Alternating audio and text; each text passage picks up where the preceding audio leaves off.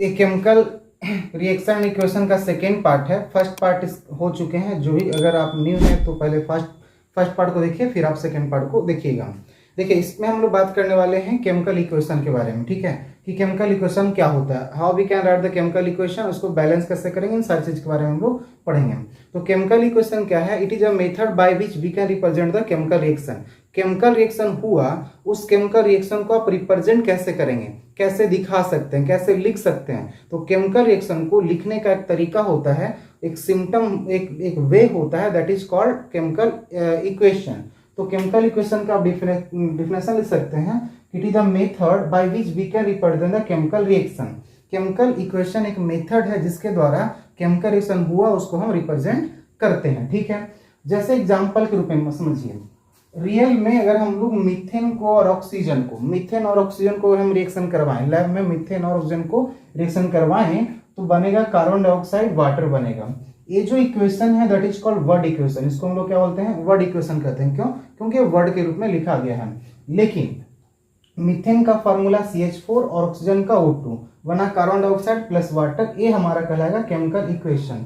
तो chemical equation क्या होता है? मेथड होता है जिससे आप केमिकल रिएक्शन को रिप्रेजेंट कर सकते हैं। अब एक क्वेश्चन है कि केमिकल रिएक्शन लिखेंगे कैसे। तो केमिकल रिएक्शन लिखने के लिए सबसे पहला कि आपको एलिमेंट का सिंबल और कंपाउंड का फॉर्मूला याद होना जरूरी है। अगर आपको याद नहीं है तो पहले आप उसको याद करिए, उसके बाद फिर आपको बहुत इजीली समझ में आ जाएगा लिखने के लिए, अदरवाइज आपको दिक्कत हो। केमिकल इक्वेशन को लिखने के लिए आपको पहले फॉर्मूला और सिंबल को याद होना जरूरी है। अब इसका कुछ रूल्स है। क्या रूल्स है? सबसे पहले समझ लीजिए कि रिएक्टेंट मैंने समझाया कि रिएक्टेंट क्या होता है। The substance who participate in chemical reaction is called reactant. जो भी सब्सटेंस पार्टिसिपेट करेगा वो क्या कहलाएगा? रिएक्टेंट कहलाएगा, ठीक है। उसको हम लोग क्या बोलते हैं? रिएक्टेंट बोलते हैं। तो the reactant are written on the left hand side with a plus sign between them. Reactant को हमेशा लेफ्ट साइड में लिखते हैं, ठीक है। अगर रिएक्टेंट की संख्या एक से ज्यादा है तो हम बीच में किसका यूज करेंगे? प्लस साइन का यूज करते हैं। उसी तरह से प्रोडक्ट को हमेशा राइट साइड में लिखते हैं। प्रोडक्ट की संख्या अगर एक से ज्यादा है तो फिर हम प्लस साइन का यूज करते हैं। और रिएक्टेंट और प्रोडक्ट को अलग करने के लिए एरो साइन का यूज किया जाता है। जैसे मान लीजिए कि A प्लस ए और बी रिएक्टेंट है, ए और बी रिएक्टेंट है, प्रोडक्ट में बन रहा है C बन रहा है। तो देखो, एरो के लेफ्ट साइड हम लोग रिएक्टेंट लिखेंगे और राइट साइड में क्या लिखेंगे? प्रोडक्ट लिखेंगे। यह एरो दो चीज को दिखाता है। पहले दिखाता है कि रिएक्शन किस साइड से किधर, मतलब रिएक्शन का डायरेक्शन दिखाता है, what is the direction of reaction, वो दिखाता है। उसके बाद है रिएक्टेंट और प्रोडक्ट को यह अलग करता है, ठीक है। तो याद रखिएगा कि हमेशा रिएक्टेंट को लेफ्ट साइड में, प्रोडक्ट को हम लोग क्या लिखेंगे? राइट साइड में लिखते हैं। दोनों के बीच में प्लस साइन का यूज करते हैं, ठीक है। अगर एक से ज्यादा प्रोडक्ट या रिएक्टेंट रहेंगे तो करते हैं, ठीक है। अब जो है केमिकल इक्वेशन जैसे आप देखो यहाँ पे मीथेन क्या लिखा गया, तो मीथेन का क्या था? CH4 हुआ। ऑक्सीजन का क्या हुआ? ऑक्सीजन का O2 हुआ। तो ये हीट करने पर बनता कार्बन डाइऑक्साइड और वाटर। तो ये हमारा क्या हुआ? ये जो क्या कहलाया? ये हमारा इक्वेशन कहलाया। अब देखिए, केमिकल इक्वेशन दो तरह का होता है। एक होता है बैलेंस केमिकल इक्वेशन, दूसरा होता है unbalance chemical equation. Chemical equation दो तरह का, बैलेंस केमिकल इक्वेशन और unbalance chemical equation. Unbalance chemical equation को स्केलेटल इक्वेशन के नाम से भी जानते हैं। बैलेंस केमिकल इक्वेशन क्या हुआ? किसको कहते हैं? What is the balance chemical equation? तो chemical equation in which total number of atom of each element are equal in both side of equation. अगर इक्वेशन के दोनों तरफ, केमिकल इक्वेशन के दोनों तरफ number of element in reactant और product अगर बराबर रहेगा तो ऐसे कंडीशन में हम उसको क्या कहेंगे? उसको हम लोग बैलेंस कहेंगे। अनबैलेंस केमिकल इक्वेशन का जस्ट अपोजिट होता है और केमिस्ट्री में अनबैलेंस केमिकल इक्वेशन का यूज नहीं करते। क्यों नहीं करते? यहाँ पे क्वेश्चन भी है कि we never use unbalance chemical equation in chemistry. Y?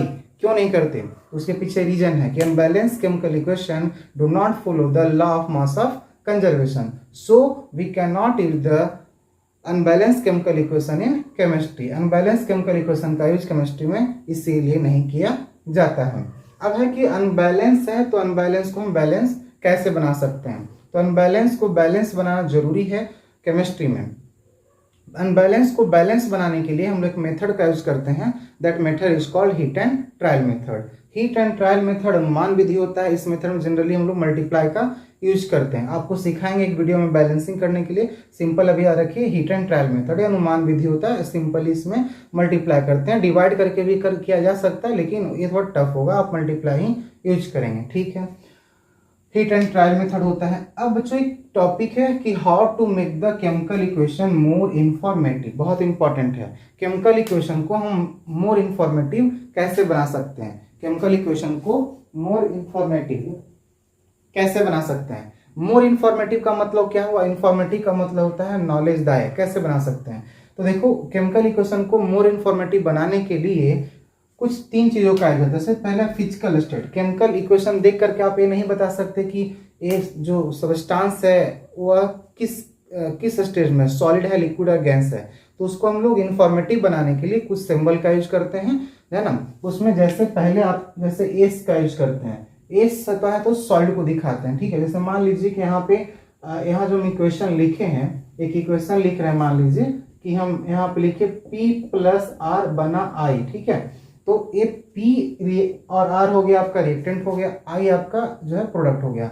अगर यहाँ पता नहीं चला ना कि रिएक्टेंट किस कंडीशन में है, सॉलिड है, लिक्विड है, गैस है, नहीं पता चला, तो S लिखेंगे तो सॉलिड हो गया, A लिखेंगे तो लिक्विड हो गया, और G लिखेंगे तो गैस हो गया।